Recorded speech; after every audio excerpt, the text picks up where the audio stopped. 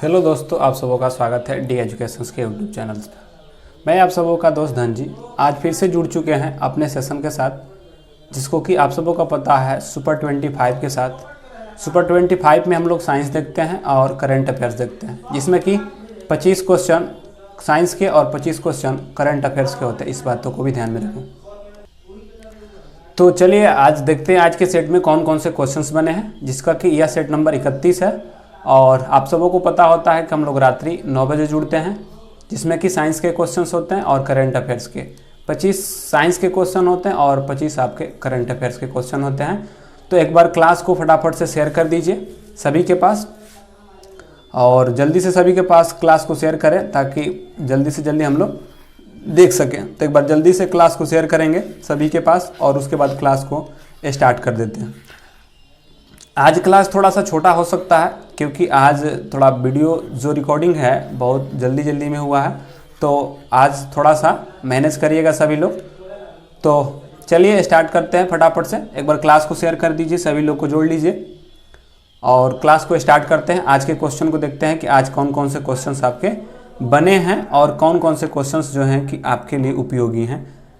तो पहले क्वेश्चंस को बढ़ने से पहले एक बार क्लास को शेयर कर दे सभी के पास, और थोड़ा सा शोरगुल हो रहा होगा तो उसको मैनेज करेंगे क्योंकि बगल में थोड़ा सा आज पता है कि आज थोड़ा पर्व है और पर्व के मौसम में थोड़ा हल्ला होता है, तो उसको मैनेज करेंगे।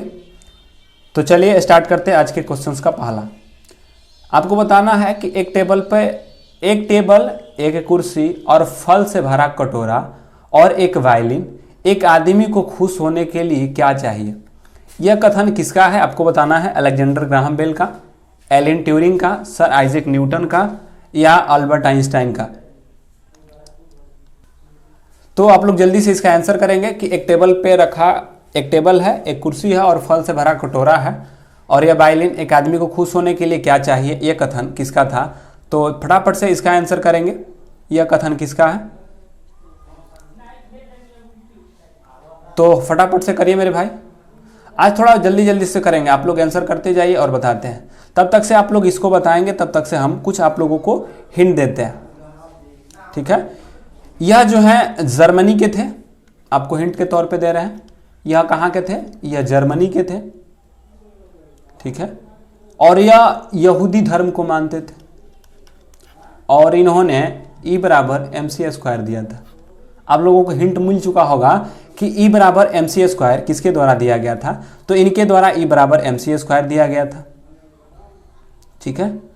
और इन्होंने ही द्रव्यमान के ऊर्जा और अपेक्षित सिद्धांत जो है, यानी कि मेमोरी ऑफ जो रिलेटिव जो वेलोसिटी है, इसको दिया था। वे कौन थे, तो वे थे अल्बर्ट आइंस्टाइन साहब। तो अल्बर्ट आइंस्टाइन को सबको पता है कि E = mc²।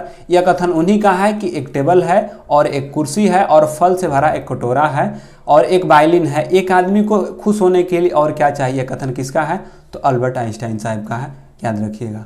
अगले क्वेश्चन की ओर आते हैं। आपको बताना है कि जिस बिंदु पर सभी किरणें मिलती है उसको क्या कहते हैं, मुख्य धुरी, पोल, एपर्चर कहते हैं या फोकस कहते हैं। आप लोग इसका आंसर करिए कि क्या कहते हैं।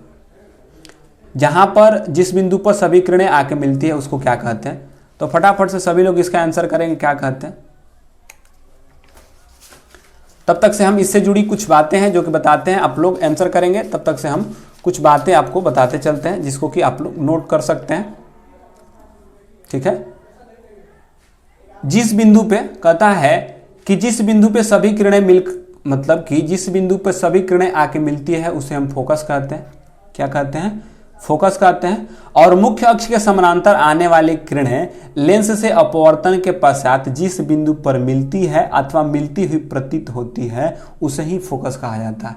क्योंकि आपको देखिए यहाँ पे जिस बिंदु पर सभी किरण मिलती है या मिलती हुई प्रतीत होती है, यहाँ पर मिलती है या मिलती हुई प्रतीत होती है, वे होता है फोकस। क्योंकि यहीं से अपवर्तन के बाद, क्योंकि फोकस से अपवर्तन के बाद मुख्य अक्ष के समानांतर जब लेंस से या लेंस से जाएगा तो अपवर्तन के बाद, जबकि दर्पण से जाएगा तो परावर्तन के बाद मुख्य फोकस से होकर गुजरती है, तो फोकस कहते हैं, ठीक है। और पता है कि फोकस जो होता है वक्रता त्रिज्या की क्या होती है, आधी होती है। क्या होती है, आधी होती है। इस बातों को भी ध्यान में रखिएगा। अब आता है कभी कभी पूछता है कि लेंस का बताएंगे कि लेंस का लेंस का जो मात्रक है, एसआई मात्रक किसमें मापते हैं? लेंस के शक्ति का एसआई मात्रक, जिसे पावर कहा जाता है, कि लेंस के शक्ति का एसआई मात्रक क्या होता है? डाइऑप्टर होता है। इस बातों को भी ध्यान में रखेंगे। अगला न्यूटन मीटर स्क्वायर प्रति केजी स्क्वायर है। न्यूटन मीटर स्क्वायर प्रति केजी स्क्वायर किसका इकाई है? दबाव का, संवेग के, गुरुत्वाकर्षण के कारण त्वरण के, या गुरुत्वाकर्षण के सार्वभौमिक नियतांक का आपको बताना है किसका है। तब तक से बता देते हैं दाब का। दाब बराबर क्या होता है? तो दाब बराबर सबको पता होता है, जल्दी जल्दी से आज आंसर करेंगे। बल बटे में क्षेत्रफल होता है, इसलिए इसका एसआई मात्रक न्यूटन प्रति मीटर स्क्वायर हो सकता है। संवेग होता है P बराबर mv, और जब mv होता है तो कहेंगे kg मीटर प्रति सेकेंड होगा। ठीक है। गुरुत्वाकर्षण के कारण त्वरण पूछ रहा है, या गुरुत्वाकर्षण मतलब कि गुरुत्वाकर्षण सार्वभौमिक नियतांक। गुरुत्वाकर्षण के कारण त्वरण मतलब कि स्मॉल जी का है या बड़ा जी का है, आपको बताना है। क्योंकि आपको पता होता है कि जो स्मॉल जी होता है, स्मॉल जी जिसे कि गुरुत्वाकर्षण के कारण जो उसमें त्वरण उत्पन्न होता है उसको कहते हैं, और इसका तो पता है कि 9.8 मीटर प्रति सेकेंड स्क्वायर है, जबकि सार्वभौमिक गुरुत्वाकर्षण नियतांक को जी कहते हैं, और यह जो है आपका बड़ा जी का है, तो कहेंगे कि यह गुरुत्वाकर्षण के सार्वभौमिक नियतांक का है। इस बातों को भी आप ध्यान में रखेंगे। ठीक है। तो यह किसका है? गुरुत्वाकर्षण के सार्वभौमिक नियतांक का है, जो कि इस बातों को ध्यान में रखेगा। और जी का आपको पता है ना कि जी बराबर कितना होता है? 6.67 गुणे 10 के पावर 11 न्यूटन, मतलब कि न्यूटन मीटर स्क्वायर प्रति केजी स्क्वायर। आते हैं अगले क्वेश्चन की ओर। निम्न में से किस मामले में कोई कार्य नहीं हुआ होता है? एक पवन चक्की कुआं से अपनी पानी निकाल रहा है, मतलब कि एक पवन चक्की कुआं से क्या कर रहा है? अपना पानी निकाल रही है। एक गधा, मतलब कि एक गधा अपनी पीठ पर वजन को लेकर चल रहा है। सुमन एक पुल में तैर रही है, और एक इंजन ट्रेन को खींच रहा है। आपको बताना है कि किसमें कार्य नहीं हो रहा है, आपको बताना है। जल्दी से बताएंगे कि किसमें कार्य नहीं हो रहा है, तो जल्दी से बताइए किसमें कार्य नहीं हो रहा है। तो क्या सभी लोग बता पाएंगे? तो जो बता पाएंगे जल्दी से इसका आंसर करेंगे कि किसमें कार्य नहीं हुआ है। तो फटाफट से सभी लोग इसका आंसर करिए।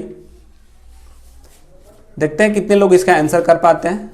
तो मेरे भाई जल्दी से इसका आंसर करो। चलिए, आपको पता है मेरे भाई कि कार्य के लिए आपको चाहिए क्या? जो कार्य के लिए चाहिए क्या? तो बल चाहिए गुणे विस्थापन चाहिए, और उसके साथ साथ इसके बीच, बल और विस्थापन के बीच जो cos थीटा होता है उसका चाहिए। मतलब कि कार्य बराबर होता है, क्योंकि पता है W बराबर FS cos थीटा होता है, तो इसमें बल और विस्थापन के साथ साथ थीटा भी चाहिए।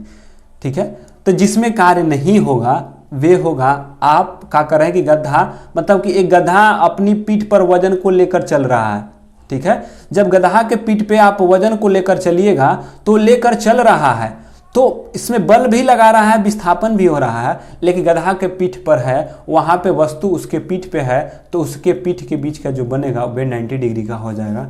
जब पता है कि cos 90 डिग्री पे जो मान होता है 0 होता है, इसलिए गधा के पीठ पर कोई रखा हुआ चीज पे नहीं होगा, क्योंकि इस बातों को ध्यान में रखेंगे। अगले क्वेश्चन की ओर आते हैं। अगला क्वेश्चन क्या है? एक वस्तु के जड़त्व निम्न से किसका माप है? वेग के, भार का, रंग का, या द्रव्यमान का। आपको कल ही बताए थे कि जड़त्व किसका है। तब तक आप लोग आंसर करिए। और कभी कोई पूछता है कि जो न्यूटन का प्रथम नियम होता है, न्यूटन का जो प्रथम नियम है, इससे क्या मिलता है? तो इससे बल की परिभाषा मिलता है, और न्यूटन के प्रथम नियम को ही हम जड़त्व कहते हैं। जड़त्व दो प्रकार के हो सकते हैं, एक होता है विरामा जड़त्व और दूसरा होता है गति जड़त्व। विरामा जड़त्व मतलब कि कोई वस्तु विराम में है तो विराम में ही रहना चाहती है, और गति जड़त्व मतलब कि कोई वस्तु गति में है तो गति में रहना चाहती है। विरामा जड़त्व के उदाहरण आपको पता है कि एक अश्व पे बैठा व्यक्ति एकाएक चल देता है तो अश्वारोही जो है पीछे की ओर गिर जाता है। और गति जड़त्व में जब आप कोई बस में बैठे हुए ब्रेक लेने पर आगे की ओर झुकना, तो विरामा जड़त्व में पीछे की ओर गिरते हैं, विरामा जड़त्व में पीछे की ओर, जबकि गति जड़त्व में आगे की ओर गिरते हैं। और इसका आंसर की अगर बात कहा जाए तो भाई मेरे कल ही बताए थे आप लोगों के लिए कि जड़त्व बराबर होता है mr square I M R, मतलब कि इनरेशिया बराबर mr स्क्वायर। तो इसमें द्रव्यमान और त्रिज्या, मतलब कि वस्तु के द्रव्यमान और त्रिज्या पे निर्भर करता है उसका जड़त्व। तो किस पे निर्भर करेगा? तो यह द्रव्यमान का माप है। इस बातों को भी ध्यान में रखेंगे। अगला क्वेश्चन, गति का प्रसिद्ध नियम दिया था किसने? गति के प्रसिद्ध नियम किसने दिया था? यहाँ पे है डाल्टन साहब ने, गैलीलियो ने, न्यूटन ने या थॉमसन ने। बताइए कि गति के नियम, जो गति का आता है ना, गति का प्रथम नियम, गति का प्रथम नियम, गति का सेकेंड नियम और जो गति का थर्ड नियम है किसने दिया था? तो सबको पता है कि गति का नियम न्यूटन साहब ने दिया था। किसने दिया था? न्यूटन साहब ने दिया था। और आपको पता है कि जो गति का प्रथम नियम है, ठीक है, जो गति के प्रथम नियम से जो बताया गया था, जो जड़त्व के नियम से जो गैलीलियो साहब जो के द्वारा जो बताया गया था, वे था v बराबर u प्लस at, s बराबर होता है ut plus half at square और v स्क्वायर बराबर u स्क्वायर प्लस 2s। यह क्या है? पहला, दूसरा, तीसरा है। इस बातों को भी जानते हैं। अगला, बल क्या है? आपको बताना है कि बल क्या है। तो जल्दी से आप लोग बल का आंसर करेंगे कि बल क्या होता है। तो जल्दी से करिए, इसका बल का मात्रक क्या होगा और बल कैसे कार्य करता है। तब तक से आप लोग बल बताइए, तब तक से कुछ और बता देते हैं। आपको पता होता है कि दो बातें, बल का मात्रक क्या होता है। तो बल का मात्रक पहले तो होता है न्यूटन। क्या होता है? बल का एसआई मात्रक होता है न्यूटन। बल का एसआई मात्रक क्या होता है? न्यूटन होता है, आपको पता होता है। और बल का एक और मात्रक होता है जिसे केजी मीटर प्रति सेकेंड स्क्वायर कहते हैं, ठीक है। तो बल का एसआई मात्रक न्यूटन और यह क्या होता है? केजी प्रति मीटर स्क्वायर। इस बातों को भी ध्यान में रखेंगे। और बल बराबर F बराबर होता है ma, F बराबर होता है ma, इसलिए F का और m का, तो m कितना हुआ? m के लिए क्या कहते हैं? m का होता है केजी और a का होता है मीटर प्रति सेकेंड स्क्वायर, इसलिए हो जाएगा इसका क्या? केजी मीटर प्रति सेकेंड स्क्वायर। और f है और f बराबर बताना है ma, तो क्या हम द्रव्यमान और त्वरण, क्योंकि m क्या है? द्रव्यमान है और a क्या है? त्वरण है। तो द्रव्यमान और त्वरण के गुणनफल को हम क्या कहते हैं? बल कहते हैं, ठीक है। आगे बढ़ते हैं, अगले क्वेश्चन की ओर बढ़ते हैं। अगला क्वेश्चन क्या है बताएंगे? ब्रह्मांड में किन्हीं दो निकायों के बीच गुरुत्वाकर्षण बल होता है पर निर्भर नहीं करता है। मतलब ब्रह्मांड किन्हीं दो निकायों के बीच गुरुत्वाकर्षण बल का बल होता है, मतलब बताना है कि ब्रह्मांड जो है दो निकायों के बीच का एक बल है जिसे गुरुत्वाकर्षण बल होता है। यह निर्भर नहीं करता किसके? उनके बीच की दूरी के, उनके द्रव्यमान के गुणनफल के, गुरुत्वीय स्थिरांक पर या उनके द्रव्यमान के योग पे। आप लोगों को बताना है कि किस पे निर्भर नहीं करता है। और मेरे भाई एक बात को ध्यान में रखिएगा, आज थोड़ा सा फास्ट चलेंगे क्योंकि यह वीडियो जो है आपका बहुत लेट रिकॉर्ड हो रहा है, तो हो सके कि थोड़ा सा वीडियो लेट भी जाए, तो इस बातों को भी समझिएगा। क्योंकि आज थोड़ा सा पता है कि आज थोड़ा पर्व है, नागपंचमी है और नागपंचमी पर थोड़ा डिस्टर्बेंस के कारण नहीं हो पाया है। तो फटाफट से इसका आंसर करिए कि बोलता है कि दो निकायों के बीच जो बल कार्य करता है उसको गुरुत्वाकर्षण बल करते हैं और किस पे निर्भर नहीं करता ये बताना है। और मेरे भाई तुमको पता है, क्योंकि हम हर बार बताते हैं कि जो F होता है समानुपाती होता है m1 और m2 बटे में r स्क्वायर का। जब समानुपाती का साइन हटता है तो इसी के बराबर गुरुत्वाकर्षण स्थिरांक आता है m1 इंटू m2 बटे में r स्क्वायर, ठीक है। तो आपको दिखाई दे रहा है कि गुरुत्वाकर्षण स्थिरांक पे भी कार्य करता है, द्रव्यमान के गुणनफल पे भी कार्य करता है और उनके बीच की दूरी के व्युत्क्रमानुपाती पर। मतलब तीनों के तीनों तो हो जाएंगे, लेकिन उनके द्रव्यमान के योग पे नहीं करता है। इस बातों को भी ध्यान में रखेंगे। अगले क्वेश्चन की ओर, चंद्रमा के सतह पर लाए गए चट्टान, मतलब कि एक चंद्रमा के सतह पर कोई लाया गया चट्टान, क्या असर होगा? इसके भार में परिवर्तन होगा, इसके द्रव्यमान में परिवर्तन होगा, इसके द्रव्यमान और भार दोनों में परिवर्तन होगा, इसके द्रव्यमान और भार दोनों समान रहेंगे। आपको बताना है कि जब कोई यहां से पत्थर आप चंद्रमा पे ले जाते हैं तो क्या परिवर्तन होता है। तो फटाफट से बताएंगे, क्योंकि आपको पता है, क्या आपको पता है कि भार जो होता है mg होता है। मतलब भार क्या होता है? mg होता है। m मतलब द्रव्यमान और g द्रव्यमान क्या होता है? तो वस्तु में उपस्थित जितनी मात्रा होती है किसी पदार्थ की, वही उसका क्या है? द्रव्यमान है। जबकि भार जो है उसमें उपस्थित द्रव्यमान और उसके जी पर भी निर्भर करता है। और आपको पता है कि सतह से ऊपर जाते हैं, जब पृथ्वी के सतह से ऊपर जाने पर जी का मान क्या होता जाता है? कम होता जाता है। जब जी का मान यहाँ पे, क्योंकि पृथ्वी की सतह से जस जस ऊपर जाइएगा जी का मान कम होता जाएगा। जब जी का मान कम होगा तो भार क्या होता जाएगा? कम होता जाएगा। सतह से ऊपर जाने पर गुरुत्वीय जो त्वरण है, मतलब जो जी है, उसका मान क्या होता है? कम होता जाता है। और mg है, क्योंकि मल्टीपल में है, जब g कम होगा तो यह भी क्या होता जाएगा, कम होता जाएगा। मतलब कि भार जो है गुरुत्वाकर्षण पे के साथ साथ द्रव्यमान पे भी निर्भर करता है। तो आपको पता है कि जब सतह से आप ऊपर जाइएगा तो चंद्रमा के पास जब पहुंचिएगा तो जी का मान कम होता जाएगा। जब कम होता जाएगा तो भार में क्या होगा, परिवर्तन हो जाएगा। तो इसके भार में परिवर्तन होता है, एकदम बात सही है। इसके द्रव्यमान में कोई परिवर्तन, तो इसके द्रव्यमान में परिवर्तन होता है, ये बात गलत है। इसके द्रव्यमान में कहीं नहीं परिवर्तन होता, आप कहीं भी ले जाइए इसका द्रव्यमान वही रहता है। इसके द्रव्यमान और भार दोनों में परिवर्तन नहीं, द्रव्यमान में परिवर्तन नहीं होता है जबकि भार में परिवर्तन होता है। इसके द्रव्यमान और भार दोनों समान रहता है, नहीं, द्रव्यमान तो समान रहता है लेकिन भार समान नहीं रहता है। तो इसका राइट आंसर कहता है कि क्या असर होगा, तो इसके भार में परिवर्तन हो जाएगा। यह क्या है, सत्य है, जबकि बाकी के बाकी गलत है। अगले क्वेश्चन की ओर आते हैं।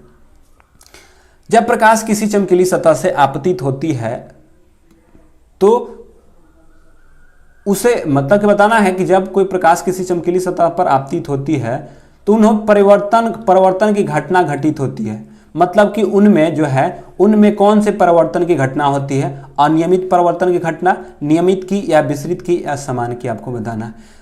आंसर करिए सभी लोग। तब तक से परिवर्तन आपको सबको पता है कि जब कोई प्रकाश किसी चिकनी सतह से टकराकर पुनः उसी मतलब कि जिस एंगल के साथ टकराए और उसी एंगल के साथ क्या हो, परिवर्तित हो जाए, इसको हम परिवर्तन कहते हैं। मतलब प्रकाश किसी सतह से टकराकर वापस लौटने की जो घटना होती है, परिवर्तन होता है। और चमकीली सतह से जब होगी तो यह एक नियमित परिवर्तन होगा। इस बातों को भी ध्यान में रखिएगा। अगले क्वेश्चन की ओर बढ़ते हैं। अगर बल्ब का फिलामेंट अगर बल्ब का फिलामेंट इतना हो, ठीक है, हो और वोल्ट इतना स्रोत हो तो धारा क्या होगा बताना है। एक सेकंड, थोड़ा सा हो सकता है एरर है, थोड़ा सा करेक्ट कर लेते हैं। चलिए यहाँ पे 1200 है, 1202 नहीं है, ठीक है 1200 है। बताइए कि अगर बल्ब का फिलामेंट का प्रतिरोध इतना है, मतलब आपको आर दे दिया है 1200 ओम, ठीक है, और आपका भी दे दिया है 220 वोल्ट। कितना है, 220 वोल्ट। आपको आई बताना है, आई क्या होगा। तो सबको पता है, जल्दी से फटाफट इसके आंसर करेंगे कि भी बराबर क्या होता है, आई आर होता है। भी बराबर आई आर होता है। और भी का मान कितना दिया हुआ है, तो 220 दिया हुआ है। आई हमको ज्ञात करना है, आर दे दिया है 1200, तो 1200 लिख लेते हैं, ठीक है। अब कटा दीजिए। तो आई निकालने के लिए क्या करेंगे, आई निकालने के लिए 220 में भी बराबर आई आर, भी इतना है, आई आर इतना, ठीक है। अब 1200 से क्या करें, इसको भाग दे दीजिए, एक जीरो से एक जीरो कट जाएगा और कटाइए 2 से जाएगा 11 बार में, 2 से जाएगा ये कितने बार में, 60 बार में।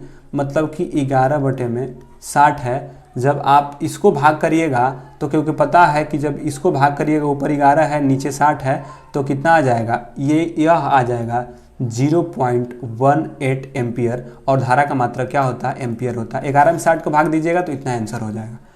अगले क्वेश्चन की ओर बढ़ते हैं मेरे भाई। बुझे हुए चूना का रासायनिक सूत्र क्या है, बुझ गया है चूना, बताइए कि बुझे हुए चूना का क्या होता है। यह है CaCl2, ठीक ना, CaCl2 या CeO या CaOH2 या इसको तो आप कैल्शियम कार्बोनेट कहते हैं। और जो बुझा हुआ चूना होता है उसमें क्या होता है, यह होता है अनबुझा चूना, इसको कहते हैं, जिसे कैल्शियम ऑक्साइड कहते हैं, अनबुझा चूना। और यह क्या होता है, बुझा हुआ चूना होता है। तो बुझा हुआ चूना पूछा है इसलिए CaOH, बुझा हुआ है तो OH, क्योंकि पानी डाल के ही बुझाइएगा तो OH। एक ठोस पदार्थ जिसका सामान्य गुण नम शुष्क का बर्फ है, मतलब क्या आपको बताना है कि शुष्क बर्फ किसे कहा जाता है। CaCO3 को, CO2 को, कार्बन मोनोऑक्साइड को, CaCl2 को आपको बताना है कि ठोस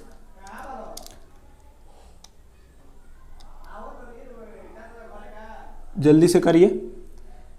यह ठोस पदार्थ जिसका सामान्य रूप से शुष्क बर्फ कहा जाता है, कौन है जिसे समान रूप से शुष्क बर्फ कहा जाता है, CaCO3, CO2 या CO। या सबको पता है कि कार्बन डाइऑक्साइड को शुष्क बर्फ के नाम से भी जाना जाता है। उत्प्रेरक के रूप में प्लेटिनम पर पहला अवलोकन किया था मेंडलीव ने, डुबेरिनियर ने, मोस्ले ने या मेंडलीव ने। इसका आंसर करेंगे तो जल्दी से इसका आंसर करेंगे। एक बात बता दें कि भाई आज जैसे चल रहे हैं ना, आज जैसे चल रहे हैं थोड़ा सा डिस्कशन कम कर रहे हैं। कारण है कि यह वीडियो जो है थोड़ा लेट रिकॉर्ड हो रहा है, इसलिए क्योंकि ये वीडियो थोड़ा सा छोटा बनेगा। आज का वीडियो जो होगा थोड़ा छोटा बनेगा क्योंकि आप लोगों के लिए ये लेट हो रहा है। इसलिए भाई तो आज मैनेज करिएगा, बाकी दिन जैसे कहे वैसे ही हम लोग डिस्कस करते चलेंगे। तो आज थोड़ा सा टेंशन मत लीजिएगा, आपको बताना है। जल्दी से बताइए किस उत्प्रेरक का उपयोग प्लेटिनम का पहला, मतलब कि उत्प्रेरक के रूप में प्लेटिनम का पहला प्रयोग किसने किया था? तो ये जर्मन के वैज्ञानिक थे डोबेर्नियर ने। किसके द्वारा? ये जर्मन वैज्ञानिक डोबेर्नियर ने 1823 में प्लेटिनम के जो प्लेटिनम है, प्लेटिनम को उत्प्रेरक के रूप में प्रथम अवलोकन किया था। तो याद रखिएगा कि प्लेटिनम पर पहला अवलोकन किसके द्वारा किया गया था? डोबेर्नियर के द्वारा 1823 में। नीचे दिए गए IUPAC नाम में से जो एक अलग है उसका चयन करेंगे। आपको बताना है कि एक अलग है जिसको चयन करना है। एक सेकेंड थोड़ा सा इसको करेक्ट कर लेते हैं, मिला लेते हैं, उसके बाद आपको बताते हैं। देख लीजिएगा ऑप्शन में क्या है, फिर से बता देते हैं। यह है CH3H5OH है, ठीक है। और यहाँ पे CH3OH है, C2H5OH है, और यह है C4H9OH। आपको बताना है कि कौन सा जो है एक अलग है, बताइए। तो जल्दी से बताएंगे कि कौन सा एक अलग है, इसका आंसर करेंगे। तो जल्दी से करिए, जल्दी से करेंगे।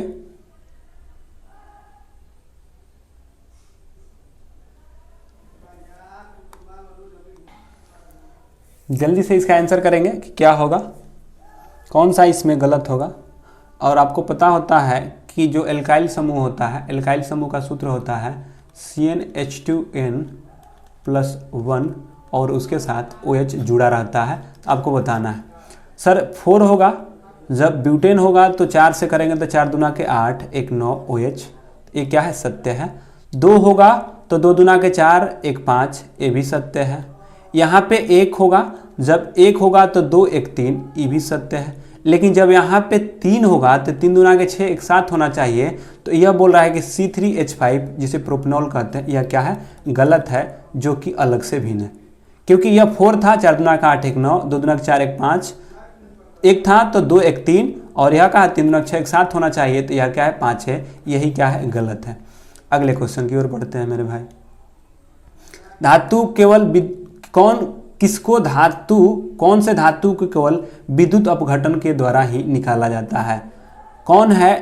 किसको धातु को केवल विद्युत अपघटन के द्वारा निकाला जाता है? एल्युमिनियम को, इसको या इसको? बताइए किसको है जिसे हम विद्युत अपघटन के द्वारा ही निकालते हैं? तो जल्दी से इसका आंसर करेंगे, कौन है जिसे विद्युत अपघटन के द्वारा निकाला जाता है? चलिए, तो आपको पता है कि जो एल्युमिनियम होता है, एल्युमिनियम को हम धातु के अपघटन के द्वारा निकालते हैं, ठीक है। जो एल्युमिनियम होता है उसको धातु के द्वारा, और कभी कभी ना सोडियम भी देता है और पोटेशियम भी देता है।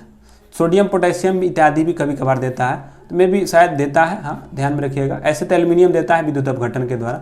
अगला, जब लेड धातु को कॉपर क्लोराइड के विलयन से अभिक्रिया कराते हैं तब क्या बनता है? बताना है कि जब लेड धातु को कॉपर क्लोराइड के विलयन से अभिक्रिया कराते हैं तब क्या बनता है? लेड कॉपर निर्मित होता है। जब लेड धातु को कॉपर क्लोराइड के विलयन से अभिक्रिया कराते हैं तब क्या बनता है?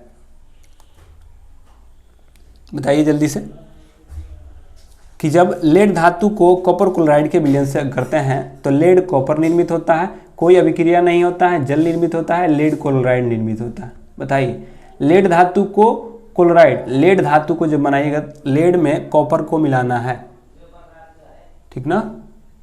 और आपको पता है लेड को हम Pb कहते हैं और कॉपर को Cu, कॉपर को क्या बोलते हैं? Cu ना, ठीक है, Cu।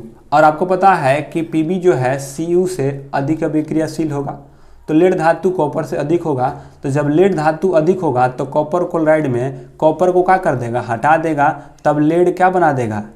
लेड क्लोराइड निर्मित कर देगा, क्योंकि यह अधिक अभिक्रियाशील है, कॉपर क्या है? कम अभिक्रियाशील है। तो लेड किसको विस्थापित करेगा? तो कॉपर को हटा देगा और यह क्या बना लेगा?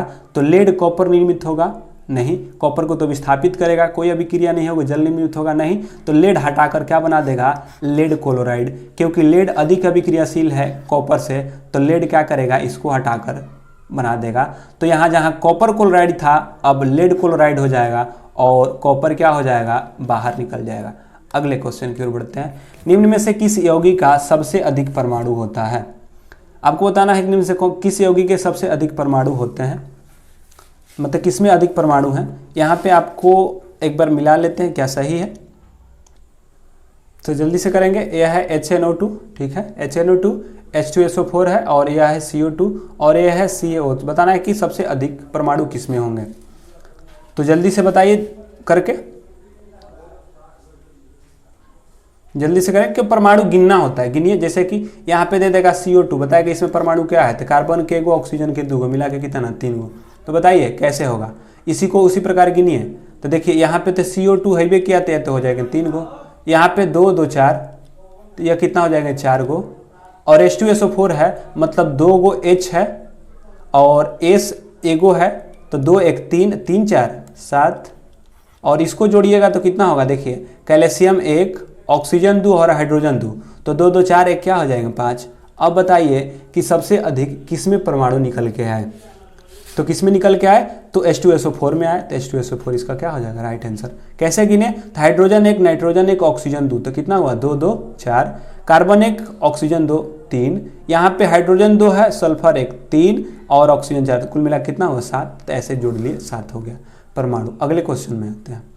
अगर 320 ग्राम जल में 31 ग्राम नमक का द्रव्यमान प्रतिशत सांद्रता के अनुसार द्रव्यमान के संदर्भ में बताइए कि सांद्रता क्या होगा। आपको बताना है कि सांद्रता क्या होगी, विलयन की सांद्रता क्या होगी, तो सांद्रता बताना है क्या होगा, तो फटाफट से इसका आंसर करेंगे, सांद्रता कितनी होगी। तो जल्दी से करिए, सबको पता है बनाने का तो नियम सबको पता होता है, सबको पता है बनाने का नियम, कुछ नहीं करना होता है, बस 31 जितना दिया हुआ उसका ऊपर और दोनों को ऐड कर दीजिए, कितना हो जाएगा 351। आप परसेंटेज के लिए 100 से जब इसको गुणा भागा करिएगा तब कितना कट के आ जाएगा, तो आ जाएगा 8.83%। कितना आ जाएगा 8.83%। अगला, निम्नलिखित में से कौन सा ऊतक अंतर कोशिकीय क्षेत्र बड़ा होता है। मतलब बताना है कि कौन से ऊतक का जो अंतर कोशिकीय क्षेत्र बड़ा होता है, पेरनेकाइमा के, एस्केलेकाइमा के, कोलेनेकाइमा के या जाइलम के। बताइए किस ऊतक का अंतरकोशिकीय क्षेत्र सबसे बड़ा होता है, तो जल्दी से बताएंगे किसका अंतरकोशिकीय क्षेत्र सबसे बड़ा होता है, पेरनेकाइमा के,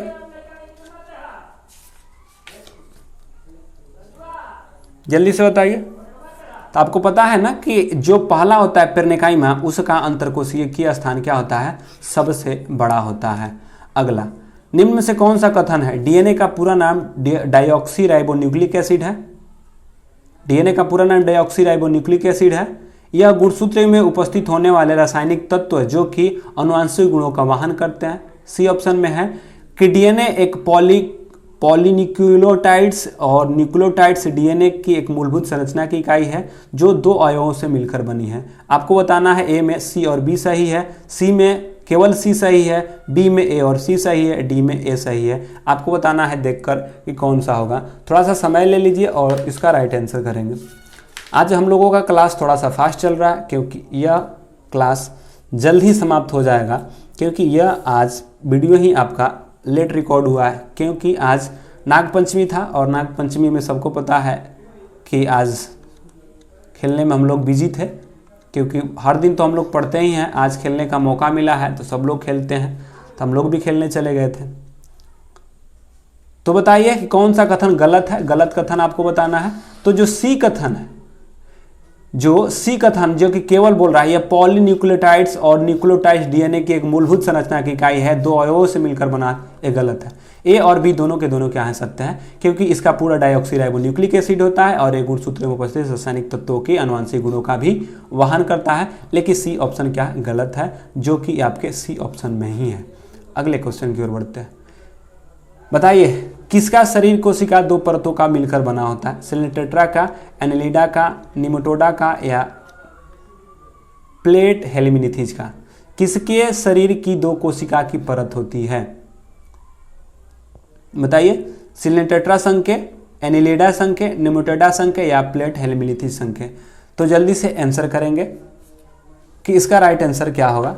तो फटाफट से आंसर करेंगे मेरे भाई। किसका शरीर होता है, बनाइए, जल्दी से आंसर करिए।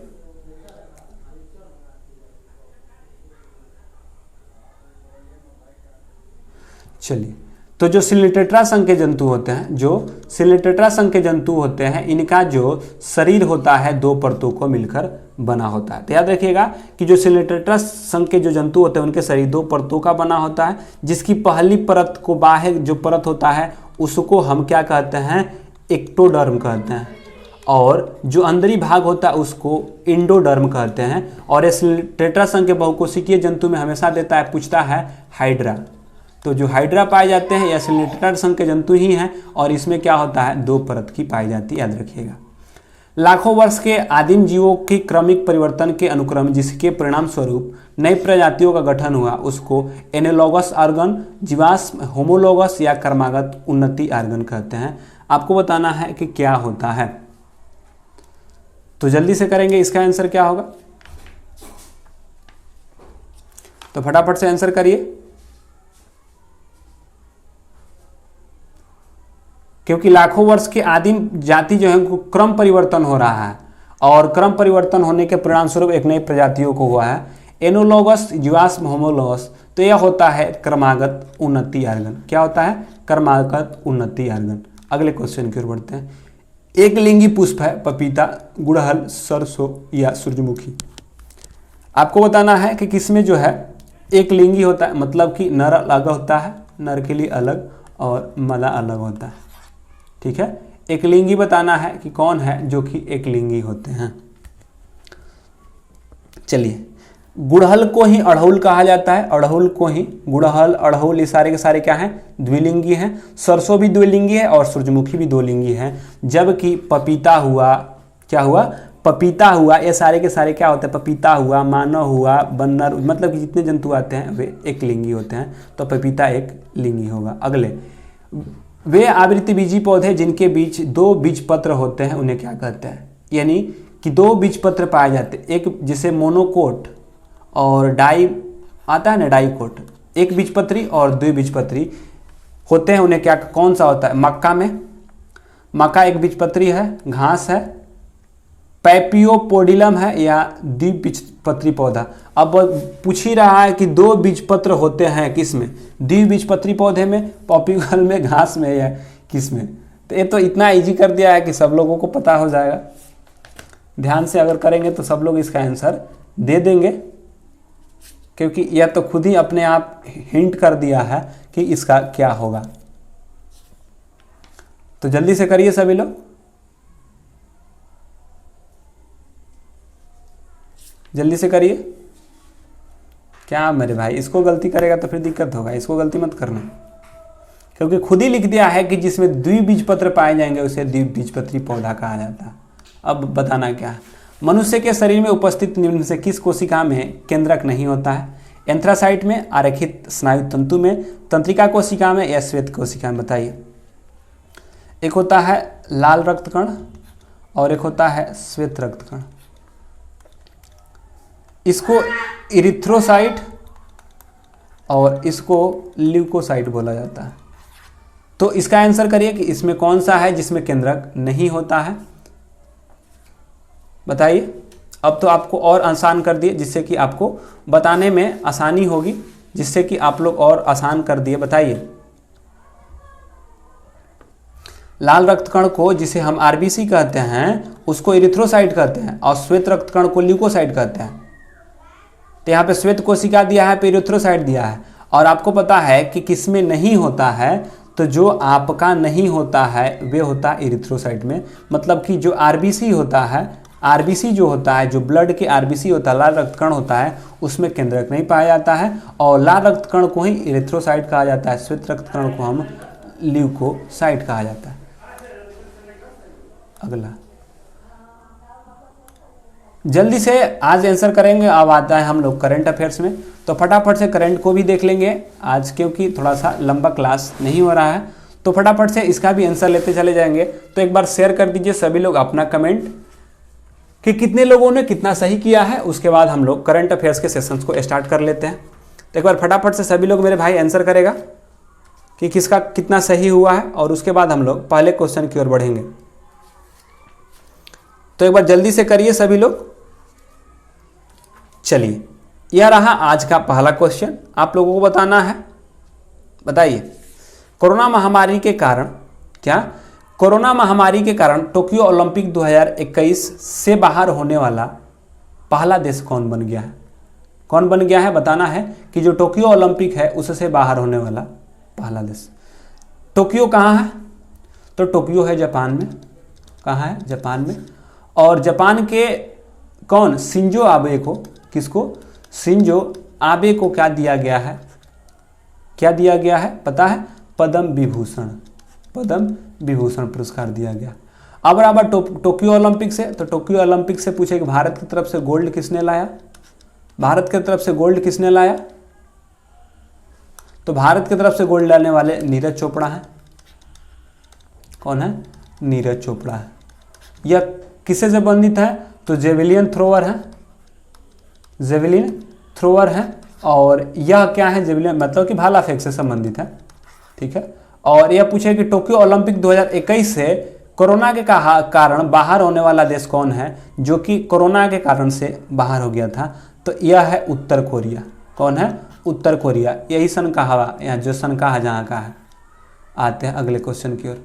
यूनेस्को ने विश्व पुस्तक की राजधानी, मतलब कि यूनेस्को ने विश्व पुस्तक राजधानी 2021 के रूप में किस शहर को नामित किया है? बताइए, विश्व पुस्तक की राजधानी 2021 के रूप में किसके शामिल किया? और भारत में बताना है कि भारत में पुस्तक मेला कहाँ लगा था? तो जल्दी से बताएंगे। तो सबको पता है नई दिल्ली में लगा था। किसमें लगा था? नई दिल्ली में लगा था। और यूनेस्को के पुस्तक की राजधानी बताइए। तो यह है तिबिलिस, बिलिस लिखा गया है यहाँ पे, तिबिलिस है, तिबिलिस की जॉर्जिया को। तो पूछे कि विश्व पुस्तक की राजधानी किसको? तिबिलिस के जॉर्जिया को। अगला, भारत के सर्वाधिक गरीबी दर किस राज्य की है? बताना है कि भारत में सर्वाधिक गरीबी दर किस राज्य में स्थित है। तब तक से मुख्यमंत्री और राज्यपाल, आज यह रहेगा, आज के सेशन का लास्ट रहेगा मुख्यमंत्री और राज्यपाल। फिर हम लोग कल से यहाँ के उच्च न्यायालय और कुछ बारों को जानेंगे। तो बिहार के नीतीश कुमार हो गए और फग्गू चौहान। उत्तर प्रदेश के आंसर करिए तब तक से। उत्तर प्रदेश के योगी आदित्यनाथ और आनंदीबेन पटेल हो गए। उड़ीसा के नवीन पटनायक और गणेशी लाल। और छत्तीसगढ़ के कौन हो गए? भूपेश बघेल और अनसुईया उइके हो गए यहाँ के। तो सर्वाधिक गरीबी दर से कौन है? सर्वाधिक, पूरे मतलब बताना है कि भारत के सर्वाधिक गरीबी दर किस राज्य की है? तो आप सबों को पता है वे है आपके छत्तीसगढ़ की। तो कहे कि सबसे गरीबी दर किसका है, मतलब कि सर्वाधिक गरीबी दर किसका है? तो वे है छत्तीसगढ़ की। अगले क्वेश्चन की ओर बढ़ते हैं।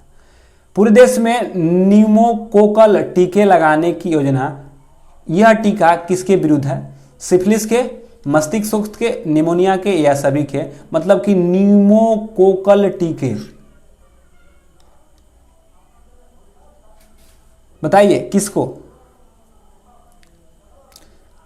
सिफिलिस को, मस्तिष्क को ही मेनिंजाइटिस बोला जाता है, या इसी को मस्तिष्क बोला जाता है। निमोनिया या सभी को। तो जो न्यूमोकोलो टीका जो लगाने की जो योजना है, यह सभी के बीच, सिफिलिस, मस्तिष्क और निमोनिया तीनों के विरुद्ध लगाया जा रहा है। अगले क्वेश्चन की ओर। भारतीय सेना ने किस राज्य का पहला, मतलब कि भारतीय, बताना है कि भारतीय सेना के द्वारा किस राज्य में पहला green solar energy harvesting plant की शुरू किया गया? उत्तराखंड, सिक्किम, हिमाचल प्रदेश, आंध्र प्रदेश। आप लोग आंसर करिए, तब तक से हम बता देते हैं। उत्तराखंड के बन गए हैं पुष्कर धामी, और यहाँ के बेबी रानी मौर्य अभी भी बनी हुई हैं राज्यपाल। सिक्किम के कौन हो गए? प्रेम सिंह तमांग है अभी भी ना, प्रेम सिंह तमांग है, और गंगा प्रसाद भट्ट यहाँ के हैं। हिमाचल प्रदेश के जयराम सिंह ठाकुर, और कौन है? जयराम सिंह ठाकुर। और हिमाचल प्रदेश के कौन हो जाएंगे? तो हिमाचल प्रदेश के कौन? कलराज मिश्र ना, कलराज मिश्र। देखिएगा, थोड़ा गलती वगैरह तो बताइएगा, गलती कर दिए। अरुणाचल प्रदेश के कौन हो जाएंगे, पेमा खांडू और बीडी मिश्रा। ये सारे के सारे क्या मुख्यमंत्री और राज्यपाल का क्रम था। अब बताना है कि कहाँ पर सोलर एनर्जी, भारतीय सेना के द्वारा कहाँ पे सोलर एनर्जी, तो यह सिक्किम में किया जा रहा है। कल से हम लोग मुख्यमंत्री नहीं देखेंगे, क्योंकि कल से हम लोग यहाँ के उच्च न्यायालय को याद करेंगे, क्योंकि आप लोगों को मुख्यमंत्री और राज्यपाल याद हो गया होगा इतने दिनों में। तो कल से हम लोग यहाँ से जुड़े जितने भी राष्ट्रीय उद्यान हैं उसको याद करेंगे, और वहाँ के जैसे कि उच्च न्यायालय से संबंधित कौन कौन उच्च न्यायालय हैं, तो वहाँ से संबंधित कुछ स्टैटिक्स। तो बताइए, मॉर्निंग, इसका आंसर कर दिए ना, हाँ इसका सिक्किम हो गया। अगला, मॉर्निंग कंसल्ट के द्वारा जारी रेटिंग के अनुसार विश्व के सबसे लोकप्रिय राजनेता के अनुसार, यानी कि मॉर्निंग कंसल्ट द्वारा जारी किया गया एक रेटिंग, जिसके अनुसार सबसे लोकप्रिय राजनेता के शीर्ष स्थान पे किसको प्राप्त है, एंजेला मार्केल को, जो बाइडेन को, डोनाल्ड ट्रंप को या नरेंद्र मोदी को। बताना है कि सबसे कौन है। मॉर्निंग कंसल्ट के द्वारा जारी किया गया है एक रेटिंग है, एक रेटिंग जारी किया गया है, इसमें सबसे कौन है, एंजेला मार्केल, बताना है जो बाइडेन या डोनाल्ड ट्रंप या मोदी। तो मोदी जी को कहा गया है कि लोकप्रिय नेता शीर्ष स्थान पे कह रहे हैं, किसके द्वारा, तो मॉर्निंग कंसल्ट के द्वारा जारी किया गया रेटिंग है। अगला, मॉर्निंग कंसल्ट, यही फिर वही क्वेश्चन रिपीट हो गया है। अगला, हाल ही में चर्चा में रहा देखो अपना देश श्रृंखला किस मंत्रालय की पहल है। देखो अपना देश शिक्षा मंत्रालय के, पर्यटन मंत्रालय के, पर्यावरण एवं जलवायु परिवर्तन मंत्रालय की, महिला एवं बाल विकास मंत्रालय की। बताना है कि हाल ही में चर्चा में रहा देखो अपना देश श्रृंखला यह किस देश, मतलब कि किस मंत्रालय के द्वारा चलाया जा रहा है। चलिए, तो देखो अपना देश श्रृंखला यह पर्यटन मंत्रालय के द्वारा, किसके द्वारा, पर्यटन मंत्रालय के द्वारा। आज थोड़ा जल्दी जल्दी चल रहा है भाई, कोई इसको बुरा मत मानिएगा। आज के लेकर थोड़ा चिंतित मत रहिएगा, क्योंकि हम लोग हर रोज ऐसा नहीं करते। आज क्लास नहीं होने वाला था, पर कुछ लोगों ने कहा कि नहीं आज भी क्लास ले लीजिए, तो चलिए कर रहे हैं। चलिए, प्रकाशित पुस्तक ब्यूटीफुल थिंग्स के लेखक कौन है, मतलब कि प्रकाशित पुस्तक ब्यूटीफुल थिंग्स के लेखक कौन है, प्रियंका चोपड़ा, एन जयति, इंटर बाइडेन या अरुंधति राय। बताइए, जल्दी से बताएंगे कौन है ब्यूटीफुल थिंग्स।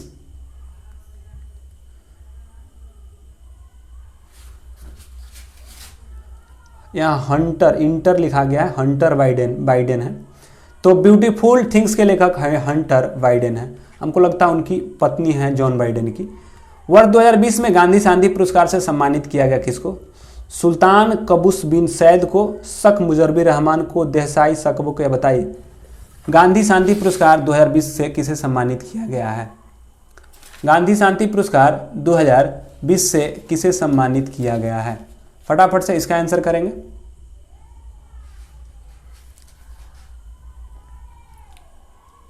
तो यह किया गया है शेख मुजर्बी रहमान को।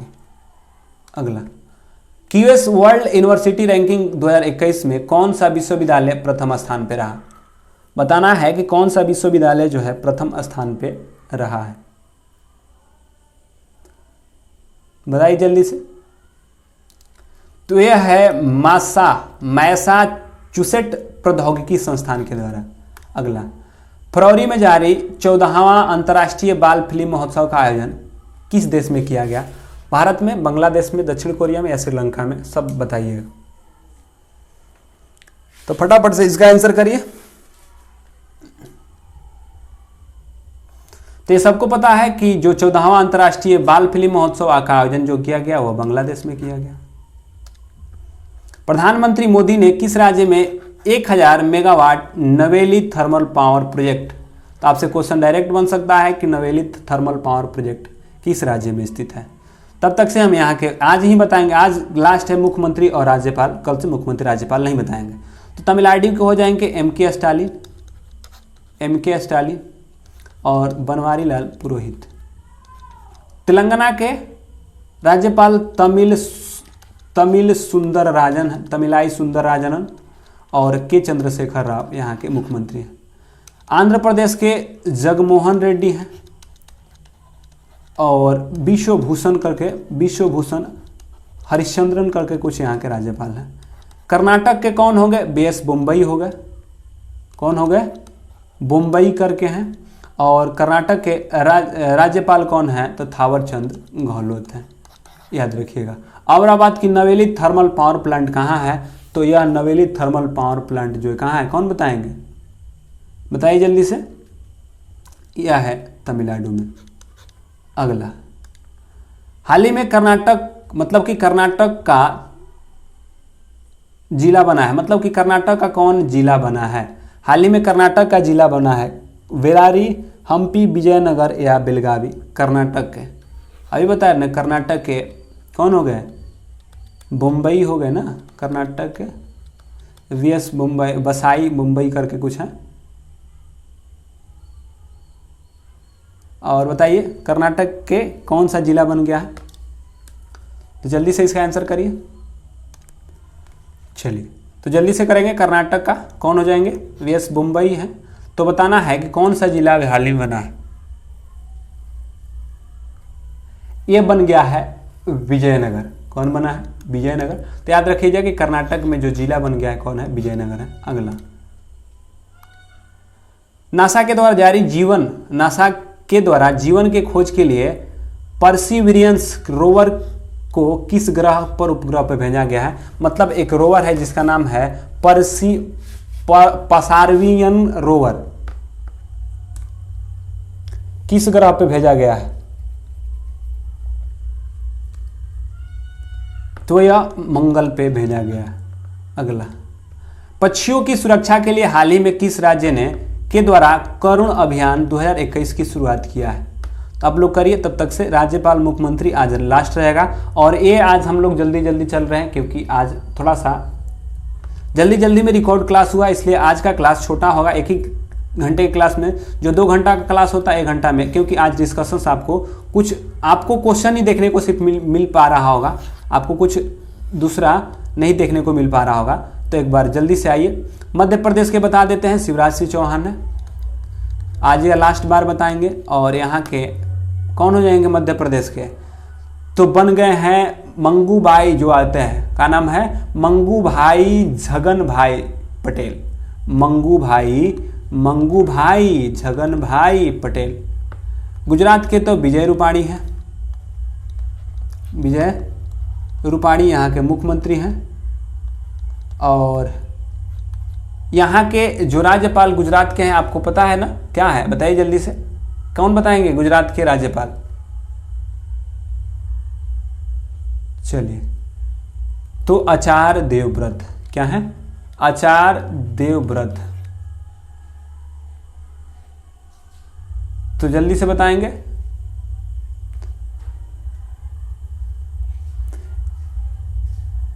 जल्दी से बताएं। एक में शायद हम हिमाचल प्रदेश के बोल दिए थे कलराज मिश्रा ने जी। अशोक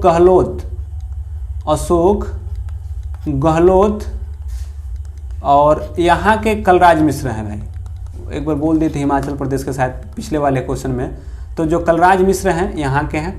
हिमाचल प्रदेश के भुला के बोल दिए थे। हिमाचल प्रदेश के जो राज्यपाल थे वे थे राजेंद्र विश्वनाथन अलंकार।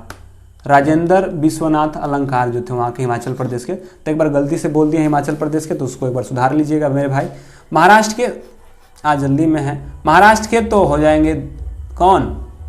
महाराष्ट्र में उद्धव ठाकरे और भगत सिंह कोश्यारी। औरंगाबाद कोरोना अभियान 2021 की शुरुआत किसके द्वारा किया गया है?